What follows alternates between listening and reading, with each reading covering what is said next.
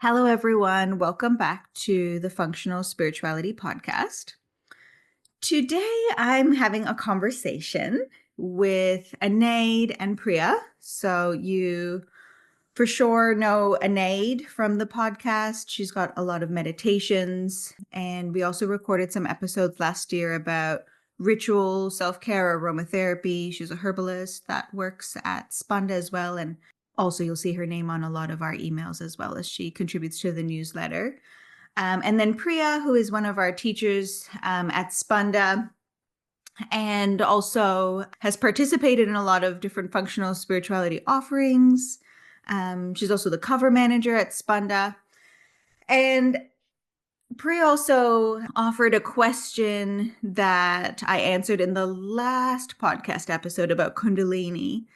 And we were talking, this whole conversation started maybe a month or so ago when Priya said that she was trying to gather evidence to debunk something that I had said in one of our retreats, like one of the kind of pillars of the functional spirituality philosophy, like one of the kind of propositions that the way that I phrased it felt a little bit jarring to her. And, as she is going to explain what I said, you can see like it is a bit jarring. And I phrased it in that way. Sometimes I like to phrase things in a way that are just a little bit jarring.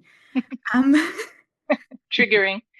triggering, maybe like a little bit inflammatory, but something that I still fully stand behind. So I loved that Priya wanted to debunk. I mean, that's what I think good philosophy is. It's about like really trying to kind of rework things in your mind, see how things can make sense.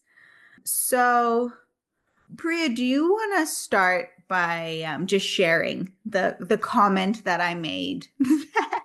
Mm, Yeah. yeah, sure. It was when you were referring to deconditioning and why we need healing, and that our society is dysfunctional, that we don't have the village anymore, that we're very removed from wild spaces, good fresh food all around, things like fresh air all the time and trees and just communities that would have kept us in a state of health and connection in the past, and how our society is very separate from that now, and we almost as a species consider ourselves separate from nature. When we talk about, oh, I need to go out into nature, I need some nature time, and forget that we are nature. And I do that as well. And so you sort of said that at the end of the day, it was nature's fault that we ended up this way. And that felt strange in my body. I suddenly was like, wait a minute, isn't nature this benevolent, beautiful, all encompassing, very balanced force? And why are we not like that, And so, yeah, I kind of went down this rabbit hole to try and understand why it felt wrong in my body, what you were saying, or to understand why you were right. So, yeah. Yep. Well, let me defend myself. What I mean by that is, so yeah, let me elaborate a little bit. So yeah, nature's fault is like the kind of jarring comment that I made. It's nature's fault that we are suffering. And, and then I say something like, it's not the government, or it's not, like it's not bad white people or commerce or whatever that has made us, or, it's not aliens and, DNA splicing or whatever that's done this to us. And that it can be completely, if you like this, if you have the palate for this perspective. It can be completely explained naturally, biologically, by nature. Like, you don't need to go to any other kind of lengths and make any jumps in logic to explain how we ended up this way. So that's kind of like my argument. And things are coming out all the time. Like, it could very well be some alien DNA splicing, or some, is it malevolent? Like some, you know, deliberate malevolent forces that have done this to us. But until there's like some evidence that doesn't require some leaps in logic and evidence and stuff like that, it can be totally explained in a matter of nature and biology. The idea that at a certain point, mammals developed, and mammals organized themselves um, in different hierarchies. Mammals are have evolved through nature, through natural selection, through nature's desire to survive. It's like urge to survive has created nervous systems that organize themselves into different hierarchies and relational structures. And obviously humans have done that to greater and greater degrees, which is a biological experience of the brain and the nervous system developing for more and more relational attunement and organization and complexity. And that has been brought about before, like, the government and and all kinds of other things. So that's been a natural impulse of nature. We see it in mammals very much, and obviously we see it in ourselves, and ours has continued. So what we have ended up with is something now that we call our society. And I don't see at any point where something else took over. I just feel like it's been the natural evolution of organizing ourselves better and better and better with one key value in mind, and that key value is survival. And now we have a society, and all of these structures around us, external and then also embodied, that are based on the value of survival. And then there's this idea that our nervous system has a polarity, a survival, like survival and stress, biology, whether it's like chemistry and thoughts and physiology. So it's got like a survival physiology and then a rest and repair physiology. And we have a fundamental imbalance inside of us because of the way that society has been constructed around us. And it's never been put back into check to say, okay, we survive really, really good now. So when we look at our medical system, we look at the government, we look at all of these like overarching structures of society, they're all survival based, they're out of balance. And then when we look at our personal lives and our communities, we're have this sympathetic dominance and a stress and overwhelm dominance in our nervous systems, reflecting that kind of external fundamental imbalance. It doesn't need to be that way. Our nervous system has both of those modes, but this imbalance is in place. And it's because there's been this interaction between our natural kind of physiology, or the nature's impulse to want to make us survive, interacting with this kind of efficiency and organization of society that has kind of perpetuated it somehow. You know what I mean? What do you think about that, Priya? So you write something down. I agree with most of that. I've been reading the book Sapiens, and that's informed a lot of my new opinions and ideas, just looking at way back 70,000 years ago, the cognitive revolution, I actually think the imbalance in our nervous system hasn't happened because of society.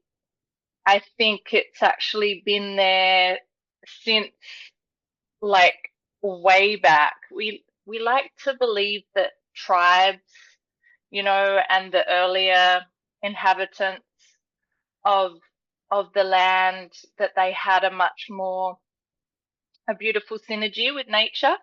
But in actual fact, there's proof that the sapiens wiped out the megafauna, like in quite a short period of time.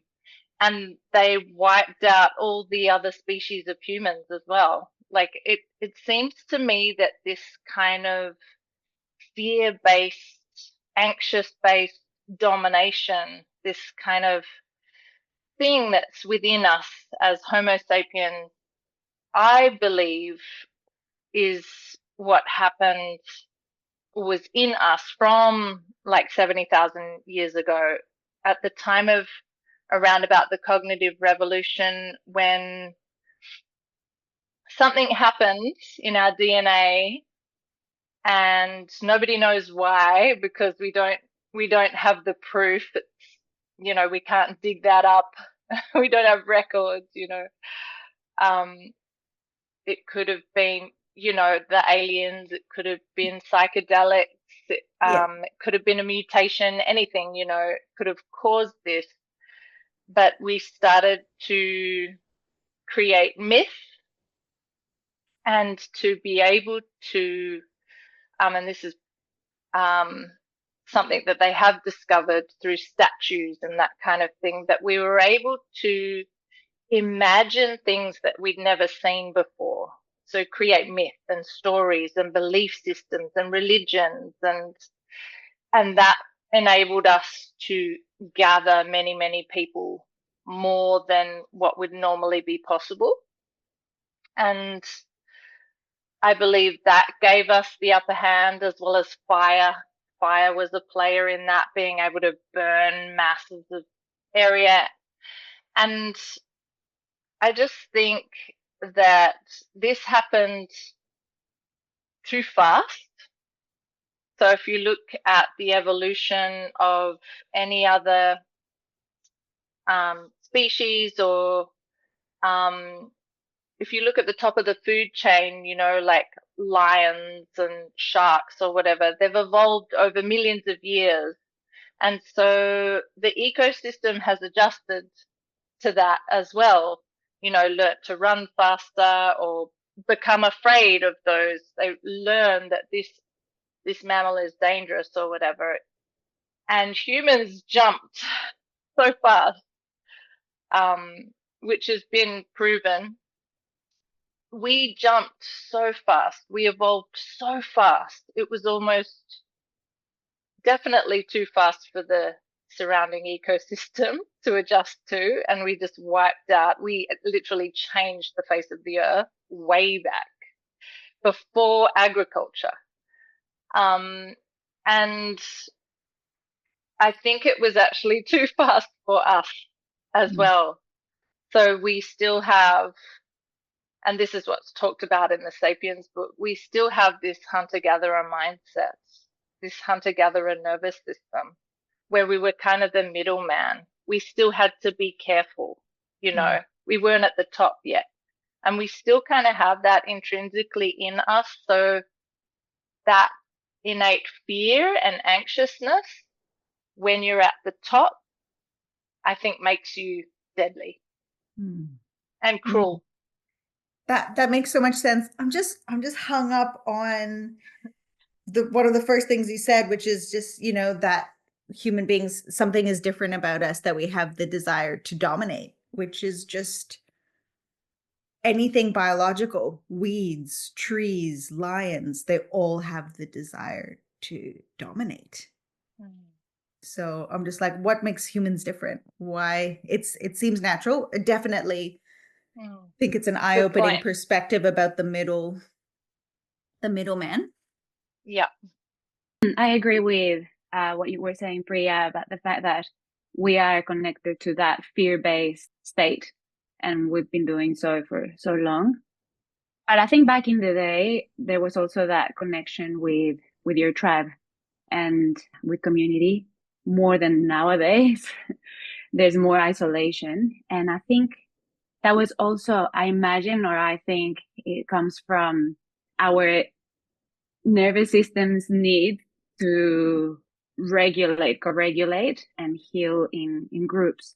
So yes, of course, they were hunting and gathering and doing all of those things, but there was also time for sitting in circle, for being in smaller communities, for supporting each other, for being egalitarian, for everything, just being more equal and not having that kind of power imbalance that happened, I think, after the agricultural revolution and patriarchy and all sorts of things.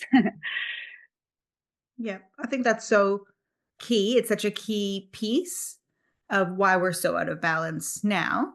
It's not even like, for sure there was like ritual and, circle and thing like that, but just functioning inside a society, it just comes back to this like idea of like we've evolved too fast.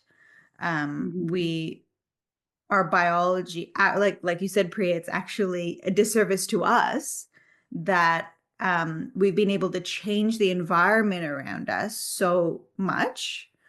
But our biology takes time to catch up with that. We're still used to what's biologically normal, which is to function and live and cooperate as a mammal.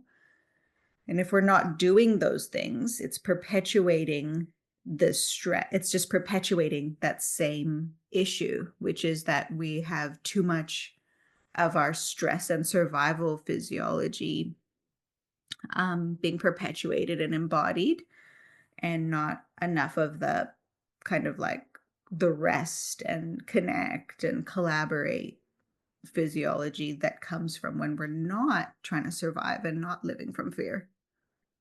Yeah, but naturally, our bodies aim for homeostasis.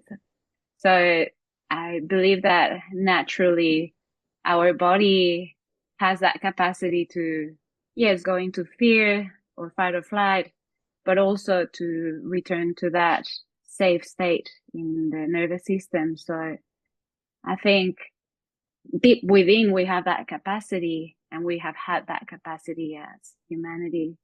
But there are many factors that have disconnected us from that innate capacity that we have for healing and restoration. For Yeah. sure, it's there. It's like it's one half of our system, but there's like a glitch to varying degrees that blocks us from accessing that.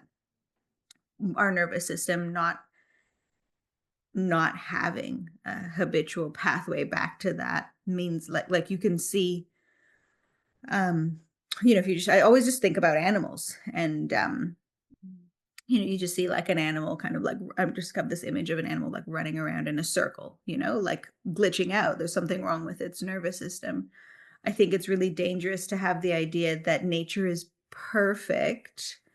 Like as I'm about to enter into the birthing space, like there's all of this like glorification of nature, that nature never makes mistakes. Nature is 100% perfect. Nature's always right.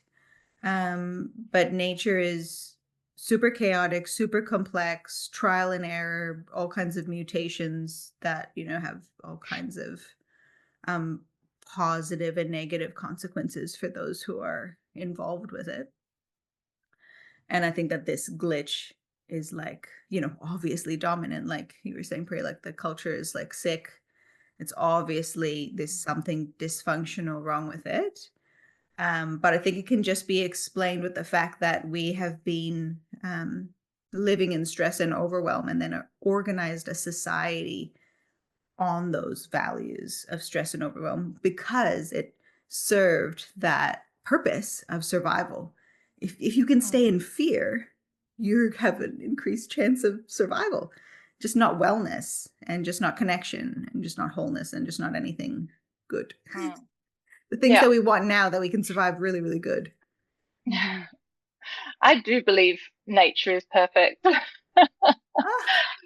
So, like, I think, natural selection, if there's something wrong with the organism, it dies usually if you're in the wild. And so that it has this natural organizing power of like survival of the fittest, and it slowly adapts and transforms itself. But along the way, we came in with our glitchy thing. and I do believe, yes, all animals, they tend to dominate if they can. But if you look at a forest, like there are so many organisms living with each other, and they've all adapted to live next to each other, like, and the jaguar has this sense of grace about it because it's earned that long road to the top, whereas we are just these clunky. I feel like we lack that grace and sense of responsibility to our surroundings and that connectedness. It just feels like an illness to me. And at the end of the day, I agree with everything both of you say, except about nature. I feel like we can't truly know because we can't dig it up. We can't truly know why we started to dominate and organize the way we do, and why we did it with this sense of fear-basedness all the time. We can't actually say why that happened. It could have been a cultural thing that was developed. And is that biological or is that cultural? We don't actually know how systems and politics and, rituals were organized way back, when this glitchy thing may have happened. We don't know the social structures. So I think it could have been a number of factors that caused this ability to start lying in a way to create accumulate the masses based on myth and lie and stories, which is so profoundly beautiful to me. I see it in my son, how early he can make up imaginary spaces in his mind. And I'm like, we're the only beast that can do that. That's so profound to me. And that's a whole nother like rabbit hole there, but we don't know why. So to me, that's my argument. I think there could be many factors that we don't even know what they are, but what I believe is that I do believe that at some stage you can see that in the indigenous communities, even nowadays, but more in the past, that they lived in harmony with nature. They were thriving and connected to the natural resources and also giving back and living in community, and having a strong cosmovision of the interconnectedness of everything. But I think things like, as I said, like agricultural revolution, when you start thinking that you own a land, or like having one person being the ruler and the leader, or having a religion that just says that there's only one God, that the magic of the nature is gone. I think those factors can also influence the way we're living now, and the disconnect that exists, and the suffering. Yeah, I mean, I think it's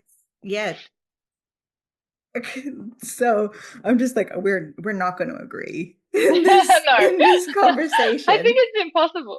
Yeah, because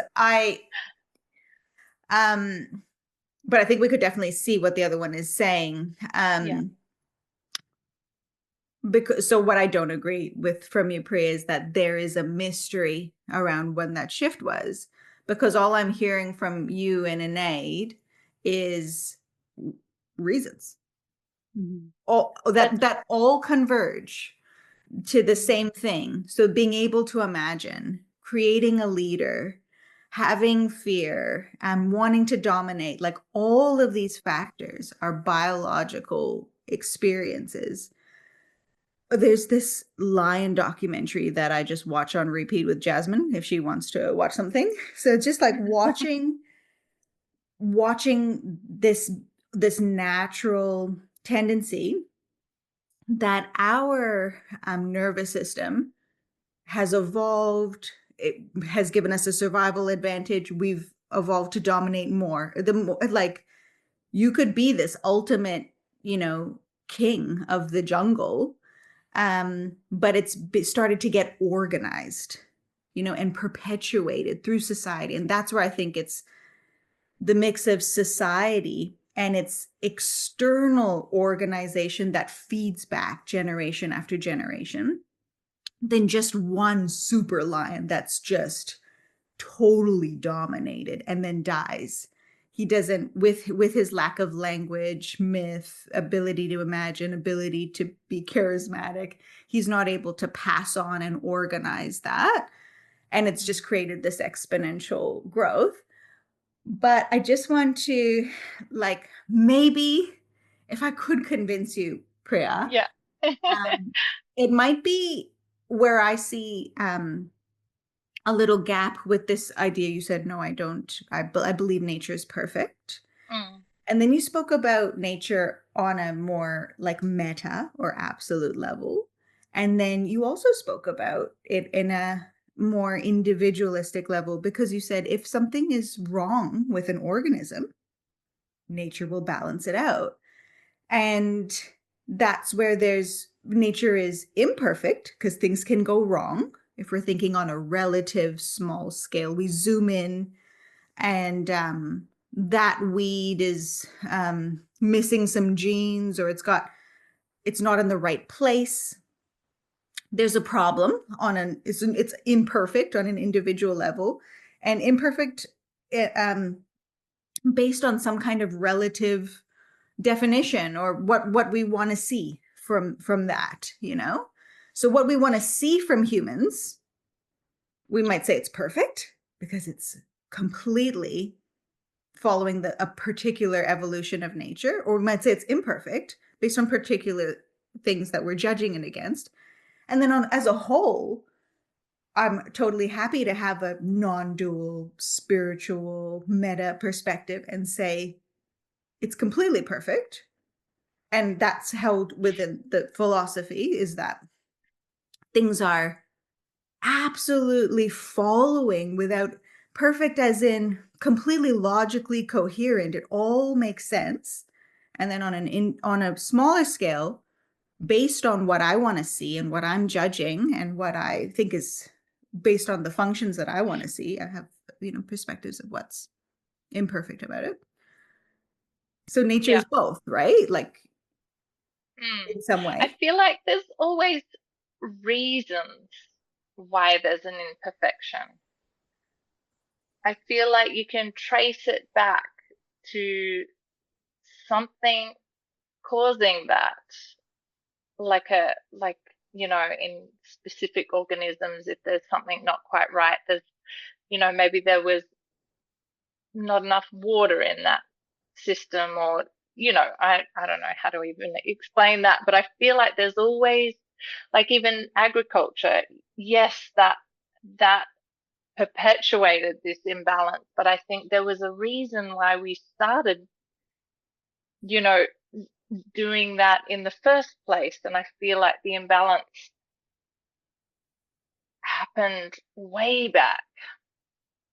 This is what I like to believe anyway, that there was something, some kind of belief system, some kind of cultural thing, because of our ability to make up myth, that started us just going down a weird trajectory, and that like I just think there was always a reason why the imbalance happened, and in I nature think, as well.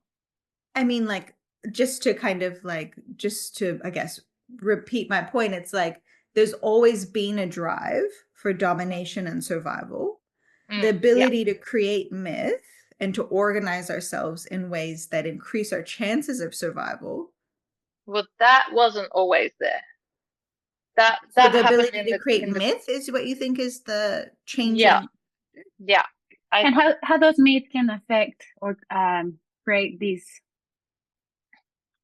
Well, if you look at chimps, if you have like a dominating chimp and you have a group, they can kind of connect these social structures and have group of about 150 that can organize themselves and work together and be like a band or whatever you would call it.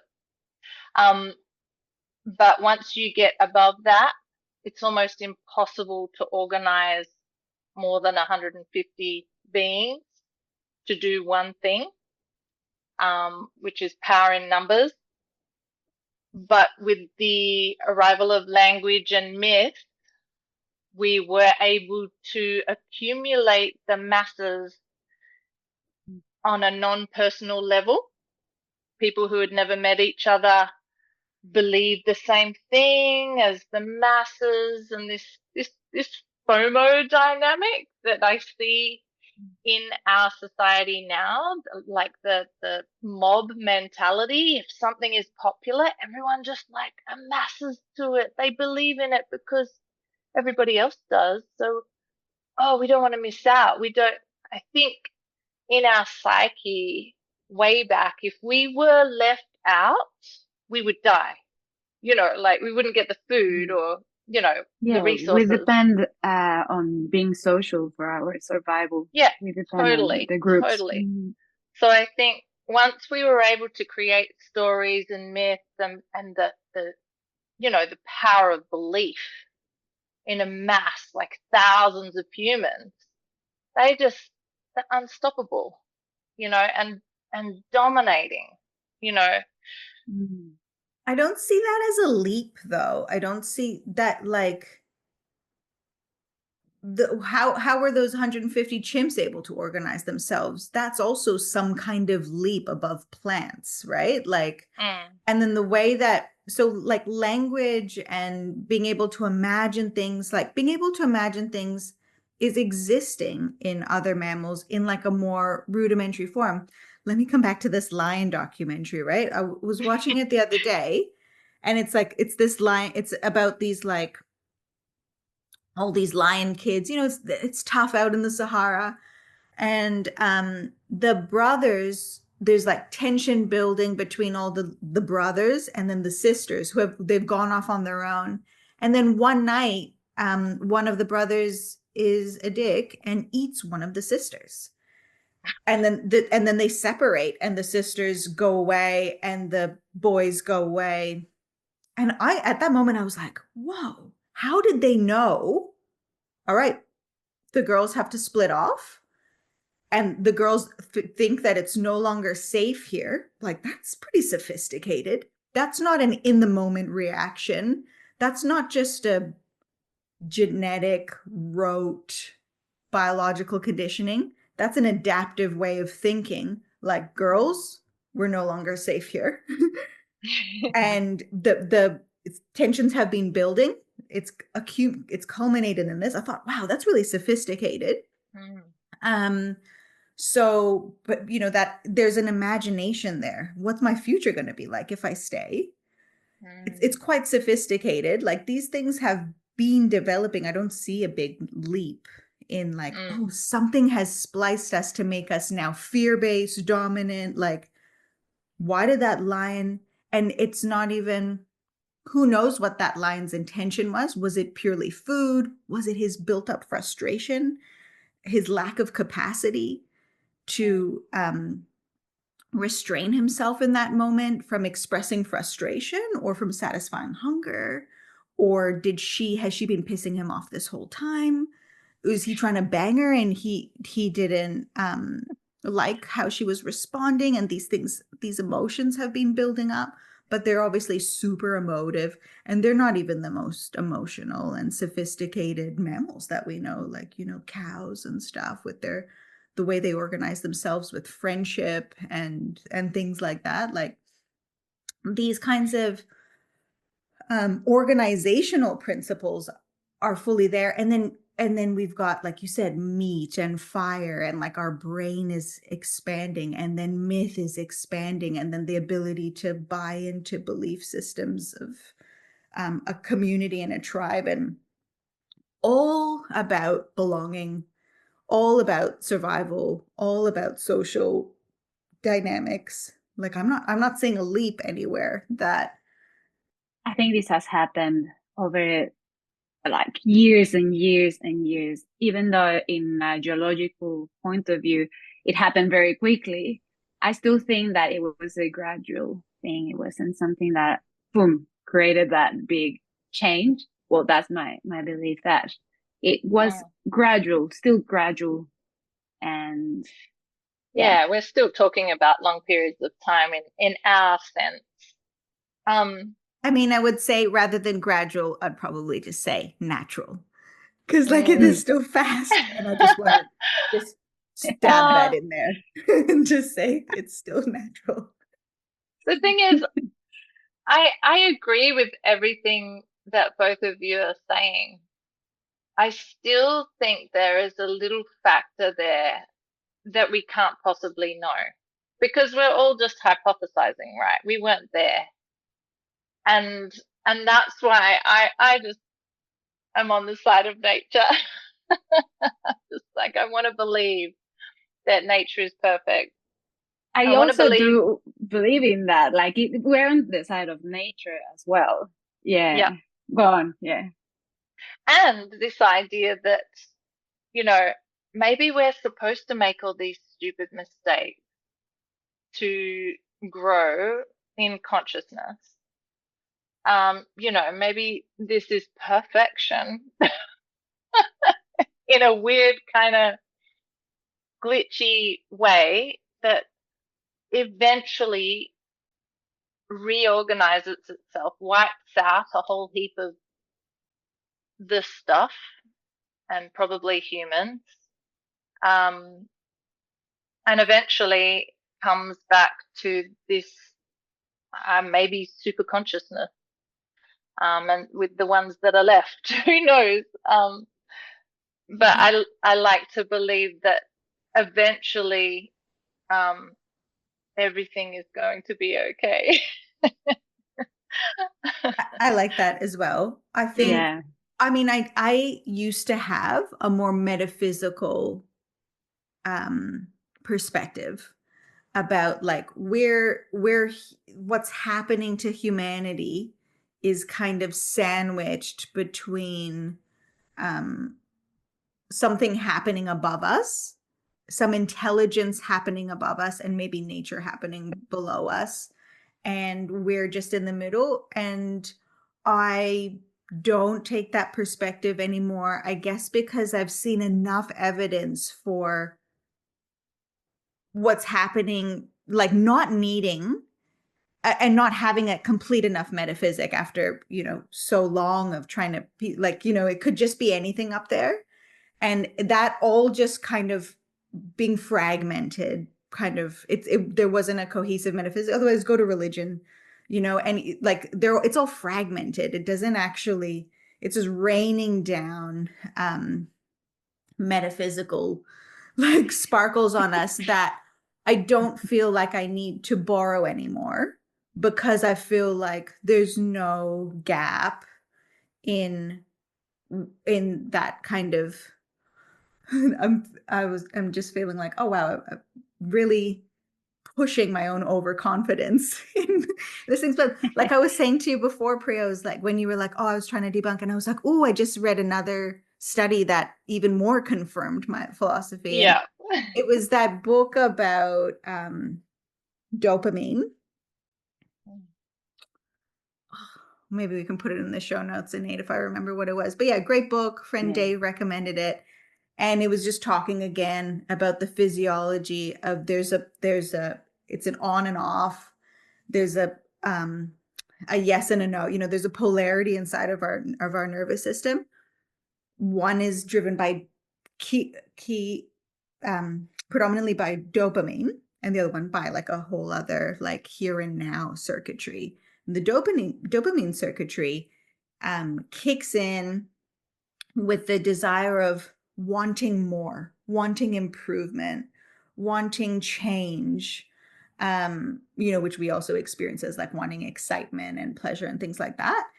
And then there's another part of our physiology about being here and now, and it's about enjoyment and it's about experience.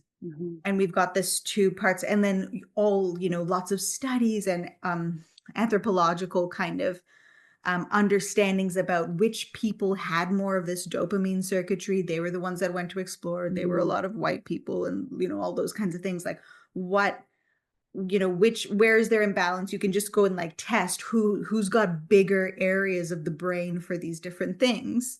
And it's the same kind of thing. There's like the dopamine circuitry is definitely more about how can I survive better? How can I improve? And the other one is about how can I enjoy, recalibrate, connect kind of circuitry. And I was like, oh yeah, there's just more evidence that it's a physiological experience that has been perpetuated or has created this snowball effect of perpetuating that half of our nervous system, creating this fundamental imbalance, which I totally agree feels like an illness in our society, and we can experience it as an illness. It's a fundamental imbalance where half of our nervous system is overactive, and it's also the half, like if the other half was overactive, we wouldn't have survived. But this other half is the survival half is overactive, and we're living in stress, overwhelm, individuality, isolation, perpetuating that externally. Absolutely. Issues that come from being stressed. And I think now that most of the society, certain areas in the world have that survival needs met, and we're in a very stable, kind of safe place, we can now also access that part of our biology that can be present, that can regenerate, that can feel safe, that can connect and heal.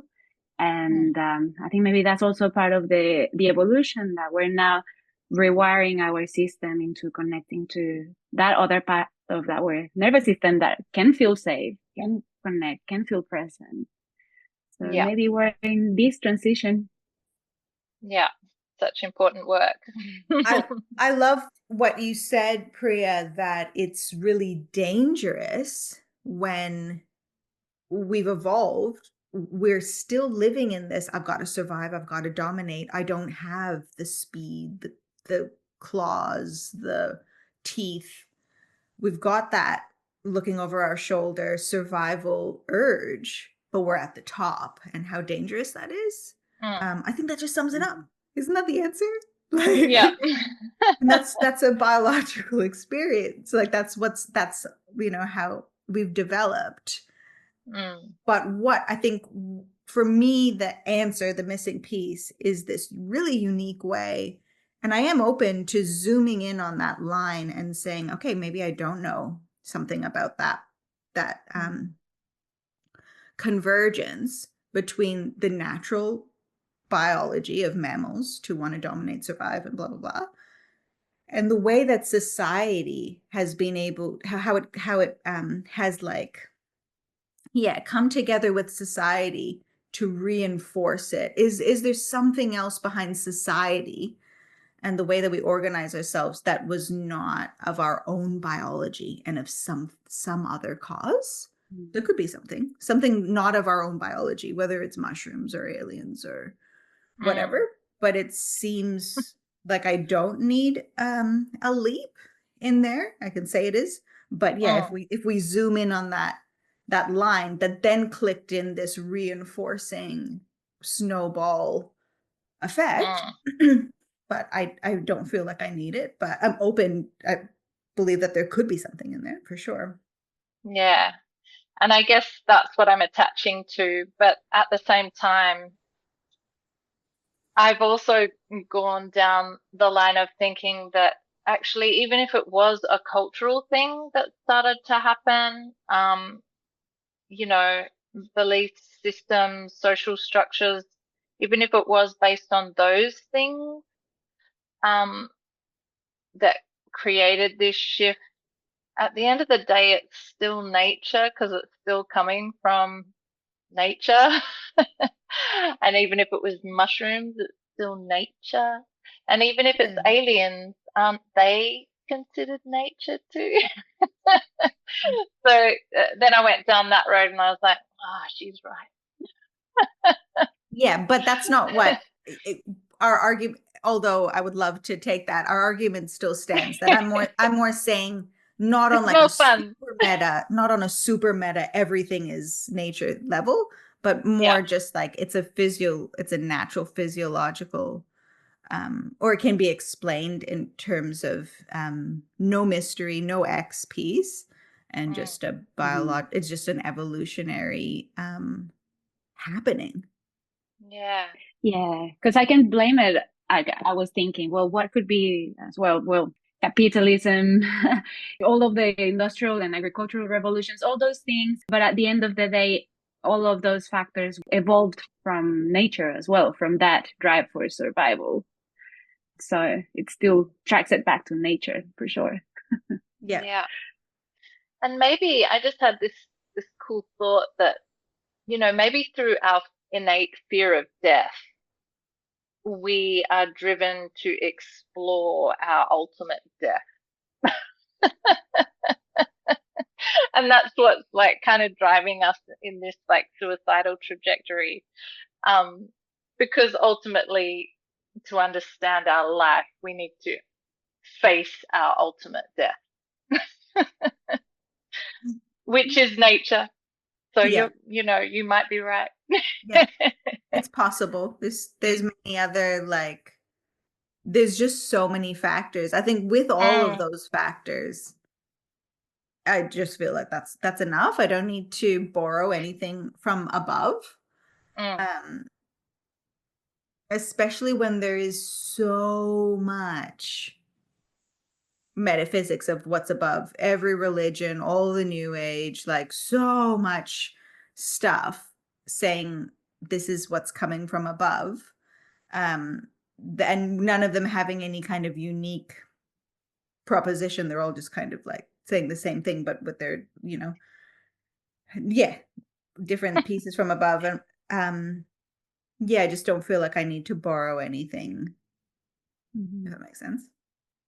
Yeah, and I think also a lot has to come from our disconnection to nature, and part of this suffering and disconnect that we're experiencing and isolation. Maybe one of the healing balms is connecting back to nature and going back to those basics, because nature in its own, it's healing. Just by being in the forest is healing, so it regulates us. And so just not thinking of ourselves as being separate from nature and reconnecting, I think that's also part of, well, something that affected us in the past and that has perpetrated all of these survival and pain.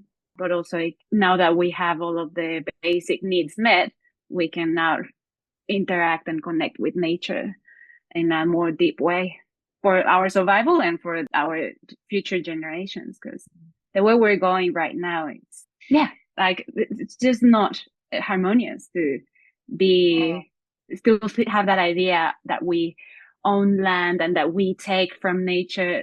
It's just, I think definitely.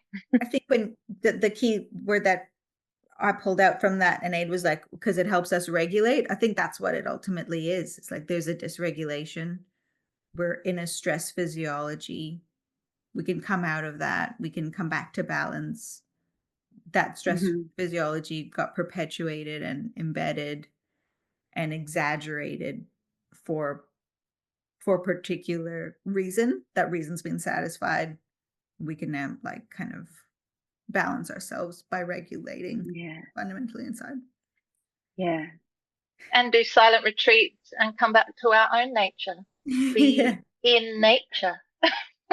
And whatever helps you regulate, because the silent retreat might be Yeah. the thing that completely dysregulates you as well. Not that I've ever seen it.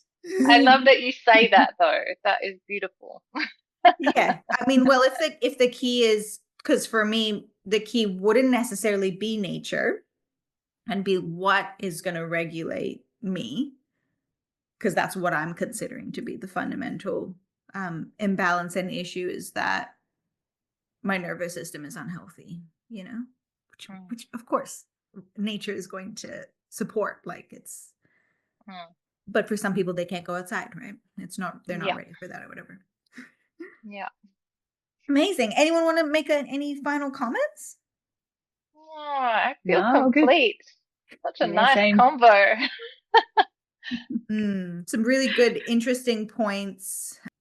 Definitely want to read that book, Sapiens.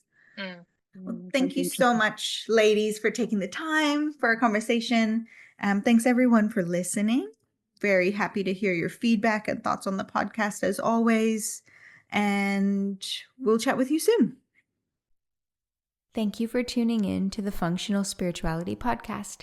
If you enjoyed the show, make sure you subscribe by pressing the plus button on iTunes or the following button on Spotify. This is going to ensure that this resource is available and top of mind when you most need it. So please subscribe now.